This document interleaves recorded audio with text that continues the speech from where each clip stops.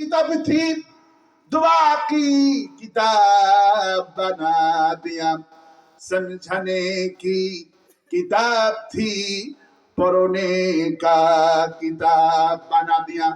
যে কোরআনটা আসছিল, যে কোরআনটা আসছিল আমল করার জন্য, মানুষের অন্তরে যে রোগ হয় এই রোগটা দূর করার জন্য, কোরআনটা বোঝার জন্য আপনি খানকায় বললে, বসে থেকে জিকির করলে কোরআনটা বুঝবেন না। আমি বাস্তব দেখায় কোরআন বোঝার জন্য হলো রাজনৈতিক ময়দান। যেমন চরমনের পীর গত বছরের সিটি নির্বাচন করলো বরিশাল থেকে। কোথায় থেকে? বরিশাল থেকে সিটি নির্বাচন করলেন।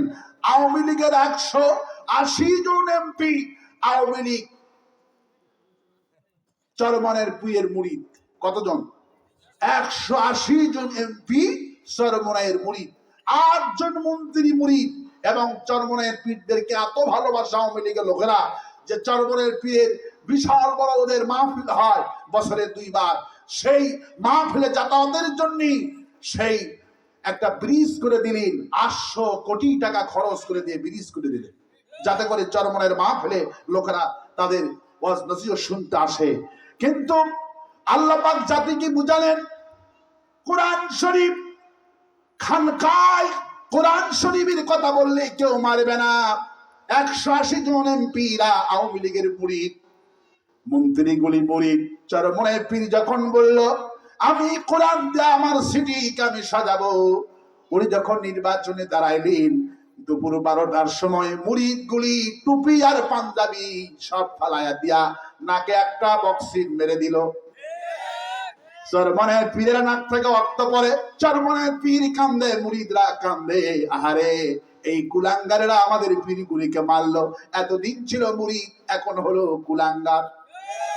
আরো আসতে কন, আরো আসতে কন।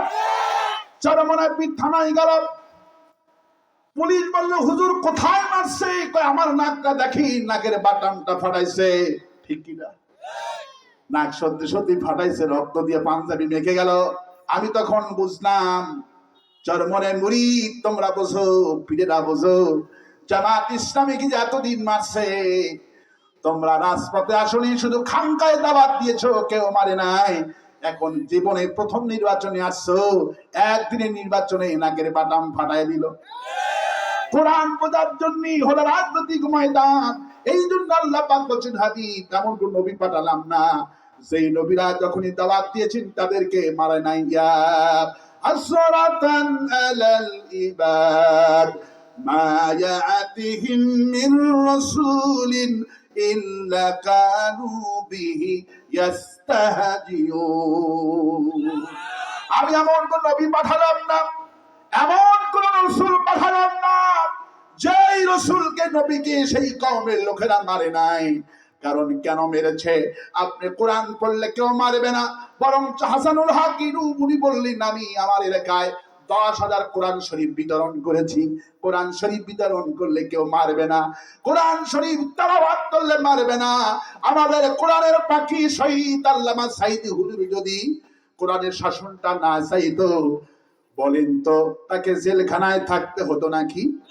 ওনার অপরাধ আছে নাকি বলেন তো?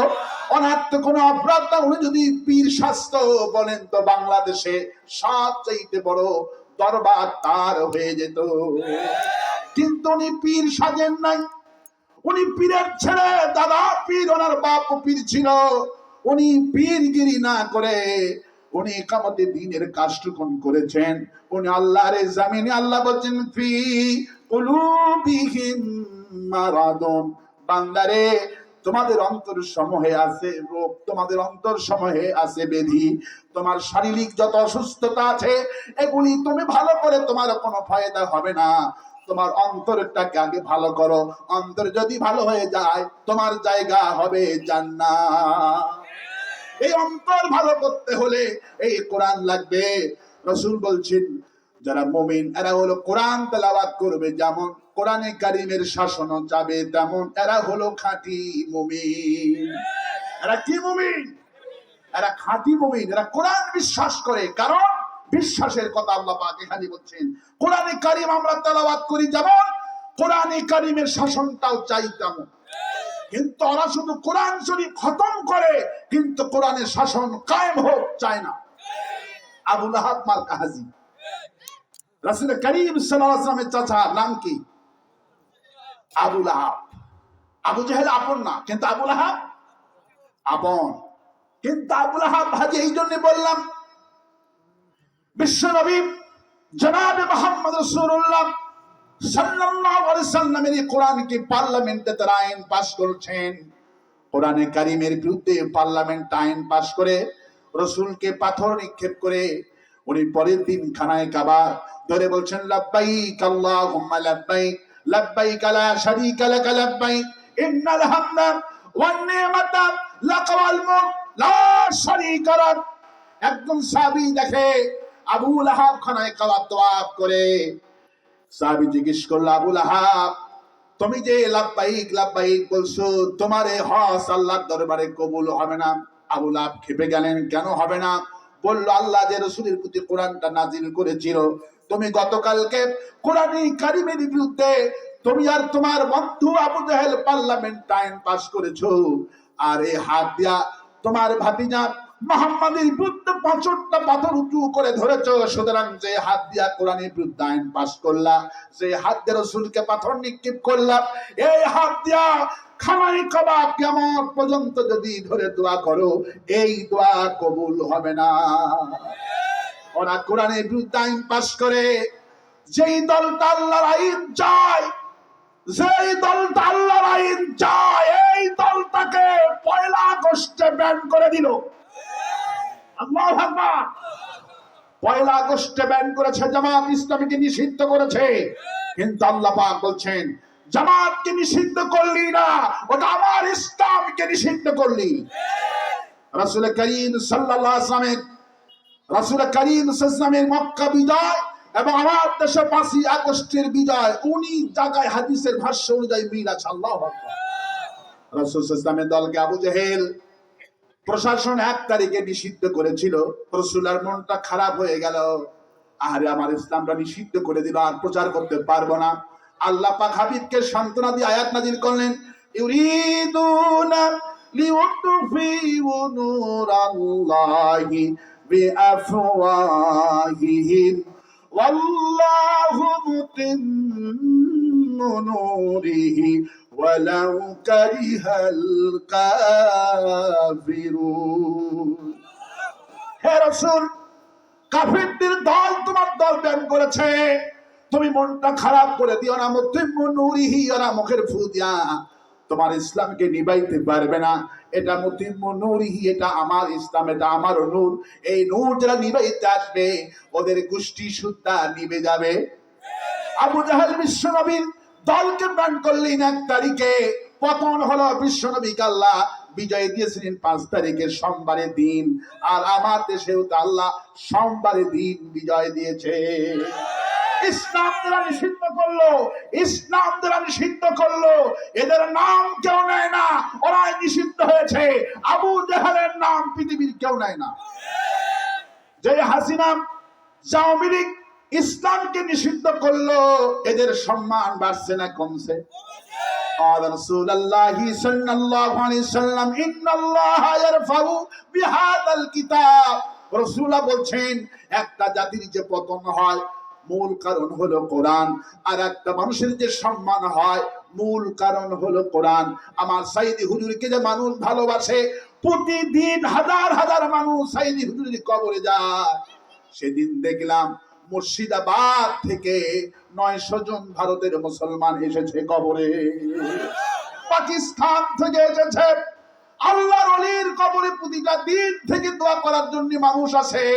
সাইদির কবরে মানুষ ভালোবাসা নিয়ে একদিনে যা যায়, কিয়ামত পর্যন্ত ওদের নেতার কবরে এতগুলি মানুষ কেউ যাবে না। ইন্নাল্লাহা ইয়ারফাউ বিহাদাল কিতাব। একটা মানুষের যে ভালোবাসা হয়, মানুষের প্রতি যে ভালোবাসে মর্যাদা হয়, মূল কারণ হলো কোরআন। আওয়ামী লীগ যে পতন হয়েছে মূল কারণ হলো কোরআন। ওরা ছিল কোরআন বিরোধী, ওরা ইসলামকে উৎখাত করতে চেয়েছিল, আল্লাহ ওদেরকে চিরতরে উৎখাত করে দিয়েছে। ওরাই বাংলাদেশ থেকে নিষিদ্ধ হয়েছে। ঠিক কিনা বলেন? ওরাই লেস কাটা, ওরাই শিকড়। আমার রাসূলকে যখন আবু তাল বলছেন লেস কাটা বলছেন, শিকড় কাটা বলছেন, আল্লাহ বলছেন ইন্না শানিয়াকা হুয়াল আবতার। হে রাসূল, আপনার শত্রুরা হলো লেস কাটা, ওদের নাম কেউ নেবে না। ক্ষমতা যার দিন, পোস্টালের নাম তার দিন, ক্ষমতা শেষ, পোস্টালের নাম শেষ। ঠিক কিনা বলেন? ওদের নাম ক্ষমতা যার দিন। বিএনপির সময় বিএনপির নাম ছিল, বিএনপি ক্ষমতার যার দিন বিএনপিদের নাম ততদিন। আওয়ামী লীগ ক্ষমতার যার দিন আওয়ামী লীগের নাম ততদিন। কিন্তু আমরা যারা কোরআনে কারীমের আলিম আছি, আমরা বিএনপির সময় 1 নম্বর, আওয়ামী লীগের সময় 1 নম্বর। যারা কোরআন শিখে, ইন্নাল্লাহা ইয়ারফাউ বিহাদাল কিতাব, যারা কোরআন শিখে, কোরআনের মর্যাদা, এদের কোনো মর্যাদার অভাব হয় না। আওয়ামী লীগের সময় প্রধান বক্তা, বিএনপির সময় প্রধান বক্তা। কিন্তু বিএনপির সময় আওয়ামী লীগ নাই, আওয়ামী লীগের সময় বিএনপি নাই, কিন্তু আমরা সব সময় আছি। আল্লাহু আকবার। এটাই হলো হাদিস, ইন্নাল্লাহা ইয়ারফাউ বিহাদাল কিতাব। একটা লোকের যে সম্মান হয়, মর্যাদা হয় কোরআনের জন্য। আওয়ামী লীগের যে পতন হয়েছে, মূল কারণ হলো কোরআন। মূল কারণ কি? রাসূলকে নিষিদ্ধ করতে চেয়েছিল আবু জাহেল 1 আগস্টে, ওরাই নিষিদ্ধ হয়ে গেল। ওদের নাম কেউ নাই। আমার সাইদি হুজুরকে 13টা বছর কষ্ট দিয়েছে, দুনিয়া থেকে বিদায় হয়েছেন আল্লামা সাইদি। মরার পরেও যেমন মর্যাদা, জীবন্ত অবস্থায় যেমন মর্যাদা, জেলখানায় থাকার পরেও তেমন মর্যাদা। 1 ইঞ্চি মর্যাদা কমে যায় নাই, 1 ইঞ্চি কমে যায় নাই। আমি 19 আগস্ট থেকে পুরো আগস্ট মাস গোটা বাংলাদেশে শুধু আল্লামা সাইদি স্মরণে তাফসীর মাহফিল করেছি। আল্লাহু আকবার। ভাইরা, কারণ মানুষের সম্মান হয়। ওরা ইসলামকে উৎখাত করতে চেয়েছিল, আল্লাহ ওদেরকে উৎখাত করে দিয়েছেন। ওদের নামকে পছন্দ করে না। গত পরশুদিন একজন আলিম, তিনি ফেসবুকে সাক্ষাৎকার দিয়েছে, বলল আমার খালা আমাকে ফোন করেছে দুপুর বেলায়। খালা আমাকে করছে, বাবা তুমি তো আলেম মানুষ, তোমার খালা তো ভাইয়ের 2 জনেরই একই দিনে 2 আমার সন্তানেরই তাদের সন্তান হয়েছে। আমার নাতি পৃথিবীতে এসেছে, তোমার বড় ভাইয়ের ছেলে সন্তান হয়েছে, এবং ছোট ভাইয়ের সন্ধ্যার সময়, মানে রাতের বেলা হয়েছে, পরের দিন খালা ফোন দিয়েছে নাম রাখবে বলে। আলেম ভাগিনার কাছে ফোন দিয়েছে খালা, বাবা তুমি আলেম মানুষ, আমার নাতি হয়েছে, নাতনি হয়েছে, তুমি এদের নাম রেখে দাও। বলল খালা, আমার বড় ভাইয়ের বড় যে সন্তানটা হয়েছে, দুনিয়ায় এসেছে, আমি তার নাম রেখে দিলাম আমার পছন্দের একজন মুফাসসির।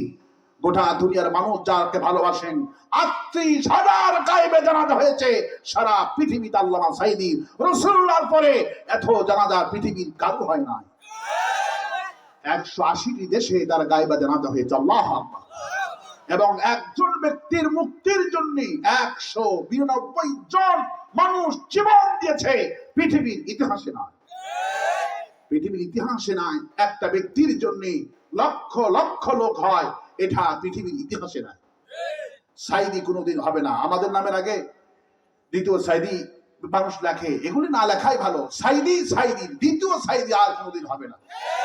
আমার দেশে আজহারির মাহফিলে লক্ষ লক্ষ লোক দেখতেছেন, আমির হামজার মাহফিলে লক্ষ লক্ষ লোক হয়, কিন্তু লক্ষ লক্ষ লোক হয় ঠিকই, কিন্তু এদের জনসময় যত লোক হোক, এগুলি হলো ওয়ান টাইম ইউজ।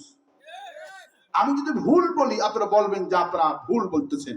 আমার ধারণা হয়েছে আজহারি সাহেবকে দিয়ে যদি এই ময়দানে 5 দিন ব্যাপী তাফসীর মাহফিল দেন, প্রথম দিন যে লোকের ঢল নামবে, দ্বিতীয় দিন কমবে না বাড়বে, তৃতীয় দিন, চতুর্থ দিন কমবে, পঞ্চম দিন, পরের বছর যদি আবার বলেন আজহারি 5 দিন তাফসীর করবে, লোকেদের সংখ্যা কমবে না? লোকেরা বলবে গত বছর 5 দিন শুনছি, কিছু নাই। 1 ঘন্টা তাফসীর করার মতো মাল আছে, কিন্তু 5 দিন ধরে 40 বছর তাফসীর করার মতো এলিম যোগ্যতা আল্লাহ পাক একজন মানুষকে দিয়েছিলেন, তিনি মরহুম শহীদ আল্লামা সাইদি। যেমন সুর, যেমন কণ্ঠ, যেমন এলিম, যেমন যা যা প্রয়োজন আল্লাহ নিজে দান করেছেন। 5 দিন ব্যাপী যদি এই ময়দানে আমির হামজাকে দিয়ে তাফসীর কোরআন, আগামী বছর থেকে 5 দিনের মাথায় 5,000 লোকও হবে না। এই কথাকে আমি ভুল বললাম? 5 দিন ব্যাপী তাফসীর মাহফিল আজহারিকে দিয়ে করালে পরে বছর 5000 লোক হবে না। কেন হবে না? সাইদির যে কথার আকর্ষণ, যে ভালোবাসা, এটা আল্লাহর কাউকে দেয়নি। একদিনে হুয়ে লক্ষ লোক হচ্ছে, কিন্তু এই হুই 5 দিন দিয়ে দেখে। এই জন্য বাংলাদেশের তাফসীর মাহফিল আছে, সাইদির ময়দান আছে, সাইদির ওই লোকজন এখনো আছে, কিন্তু কেন আজহারি আমির হামজাকে দিয়ে 5 দিন তাফসীর তারা করে না? কারণ তারা ক্যালকুলেশন করেছে, সাইদি সাহেবকে দিয়ে আমরা 5 দিন তাফসীর করতাম, প্রতিদিন মানুষ বাড়ত, কিন্তু এদের সেই এখনো ভালোবাসা, ওই তাফসীর করার যোগ্যতা এখনো হয়নি।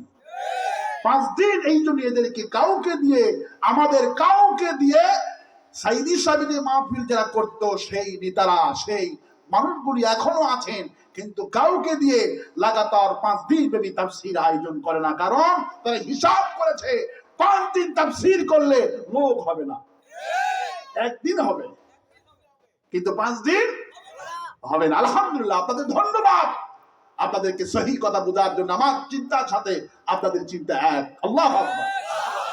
5 দিন ব্যাপী তাফসীর মাহফিল করার যোগ্যতা আল্লাহ দেখিয়ে দিয়েছিলেন, তিনি শহীদ আল্লামা দিলওয়ার হোসেন সাইদি। তো তখন খালাকে বলতে, খালা আমার একটা পছন্দের বক্তা শহীদ আল্লামা সাইদি, এটা আপনার বড় ছেলের বড় নাতির জন্য রেখে দিলাম।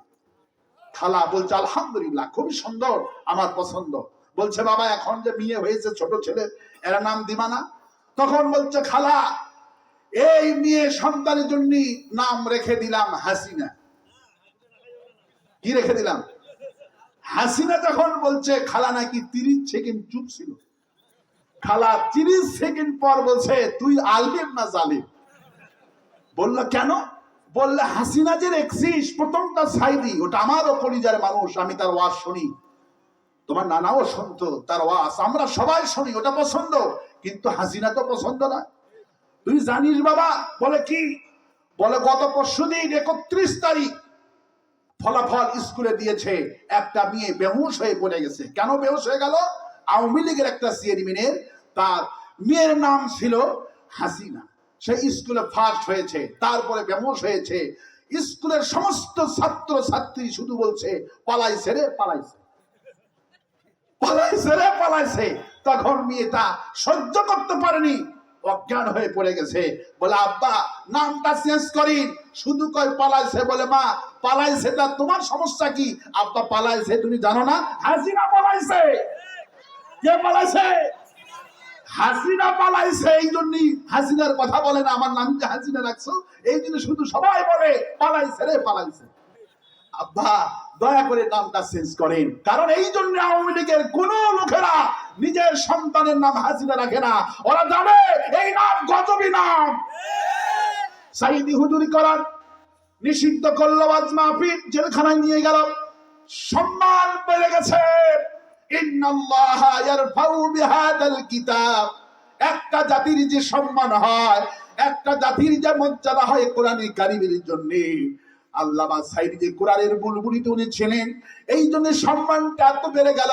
হুজুর যেদিন মারা গেলেন অবস্থাটা কি হয়েছে বোঝানো যাবে না, গোটা দুনিয়া থেকে কান্না রোল। রাসূল বলছেন মৌতুল আলম মৌতুল আলিম, মৌতুল আলম মৌতুল আলিম। একটা খাঁটি তাফসীর কারকের মানুষের যখন মৃত্যু হয়ে যায়, গোটা দেশের মানুষের মৃত্যুর মতো হয়ে যায়। সাইদি হুজুর যেদিন মারা গেলেন, নামাজে গেলাম, মসজিদটা নীরব হয়ে আছে, হুজুর কান্দে, মুসল্লি কান্দে, কান্দে আর কান্দে। আল্লাহ পাক বিশ্ববাসীকে দেখালেন 24 ঘন্টার মধ্যে 900 জন সাইদির ভক্তরা তাদের সন্তান দুনিয়াতে আসলো, নাম রেখে দিল, প্রত্যেকটি মানুষ তার সন্তানের নাম রেখে দিলেন শহীদ আল্লামা দিলওয়ার হোসেন সাইদি। সাইদিকে ওরা মারতে চেয়েছিল, মরার পরেও সাইদির নাম লোকেরা রেখে দিয়েছেন। কারণ হলো কি? ইন্নাল্লাহা ইয়ারফাউ বিহাদাল কিতাব। একটা জাতির পতন হয়, একটা মানুষের ভালোবাসা হয়, মূল কারণ হলো কোরআনের জন্য। এই কোরআন লাগবে। কি লাগবে? এই জন্য আল্লাহ পাক বলেন ফি কুলুবিহিম মারাদুন তোমাদের অন্তর সমূহে আছে বেধি। এই বেধি ভালো করতে হলে কি বুঝলেন? শুধু কোরআন পড়তে হবে না, কোরআনের আইন চাইতে হবে। কোরআন পড়ে অন্তরের রূপটা ভালো হবে না যতক্ষণ পর্যন্ত কোরআনের শাসনটা না চাবেন। এখন হাদিস শরীফ থেকে ক্লিয়ার করি।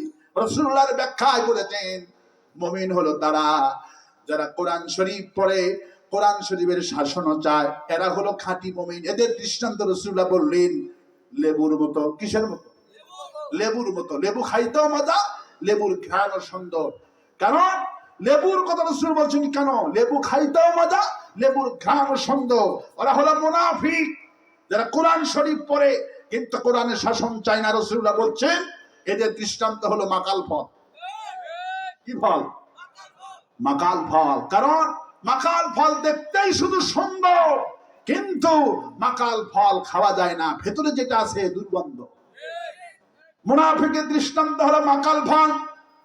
আল্লাহ পাক সেই জন্য রাসূলকে বলছেন এই লোকগুলি কোরআন পড়বে, কোরআনের কথা বলে, তোমার প্রতি ঈমানের কথা বলে, এদের পরিচয় শোনো। ওয়া মিনান নাসি মান ইয়াকুলু আমান্না বিল্লাহি ওয়া বিল ইয়াউমিল আখির ওয়া মা হুম বিমুমিনিন। হে নবী, মানুষের মধ্যে কিছু লোক আছে এরা বুকে থাবা দিয়ে ঈমানের কথা বলে, মাথায় টুপি দিয়ে ঈমানের কথা বলে, আল্লাহর কথা বলে, রাসূলের কথা বলে, আমা হুম বিমুমিনিন, এরা মুমিন না, এরা মুমিনের নামে বাটপার। আল্লাহু ইয়াশহাদু ইন্নাল মুনাফিকিনা লাকাযিবুন। হে নবী, আল্লাহু ইয়াশহাদু, আমি আল্লাহ সাক্ষ্য দিতেছি। কে সাক্ষ্য দিচ্ছে? আল্লাহ পাক বলে আমি আল্লাহ সাক্ষ্য দিতেছি। আল্লাহু ইয়াশহাদু ইন্নাল মুনাফিকিনা লাকাযিবুন। এই মুনাফিকরা হলো মিথ্যাবাদী। মুনাফিকদের মাথায় টুপি থাকবে, এরা হজ করবে, যাকাত দিবে, কোরআন পড়বে, কোরআনের শাসন চাবে না। কোরআন শাসন চাবে, এরা হলো মুনাফিক। এই মুনাফিকদের অন্তরের রোগ ভালো হবে না, এরা হলো জাহান্নামী। অন্তরের রোগ ভালো করতে হলে কোরআন পড়তে হবে, কোরআনের শাসন চাইতে হবে। কারা কারা রাজি আছেন? দুহাত তুলে ধরে রাখা যায়।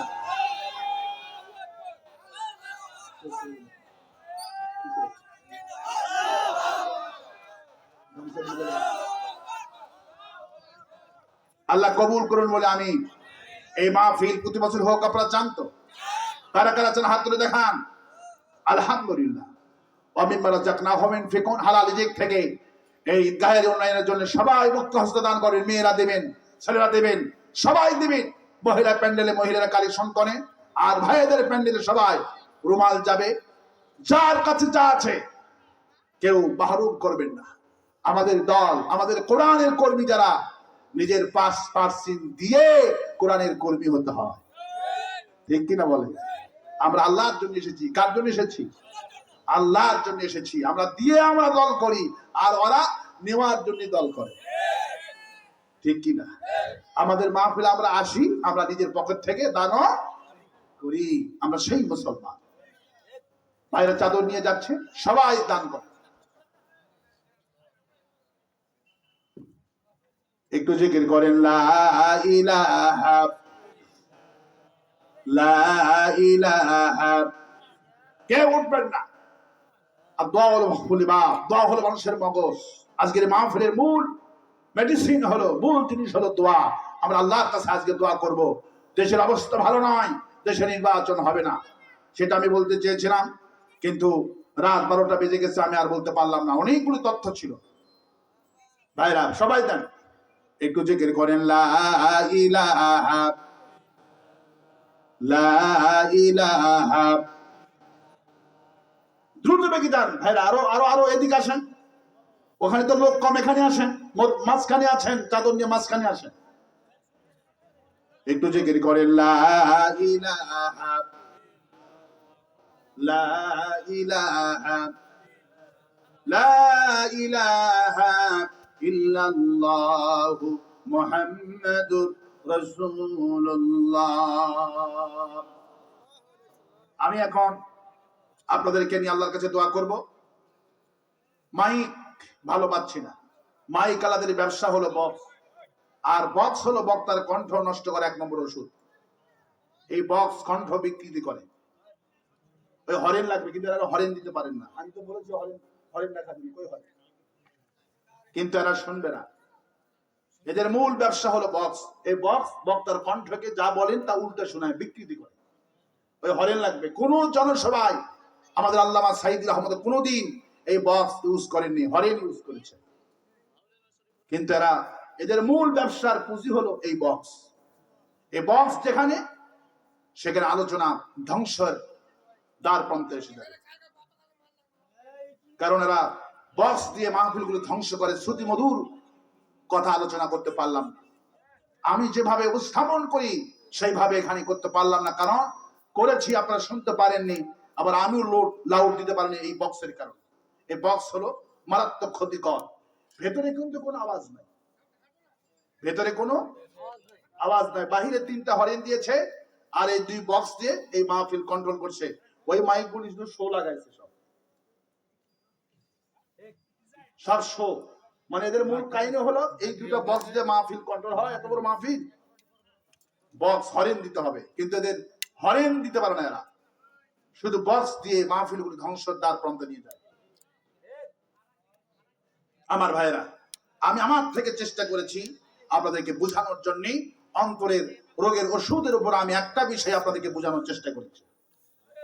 আমি যা বললাম আল্লাহ পাক বক্তা, শ্রোতা, কমিটি সকলকে কবুল করুন, বলে আমিন।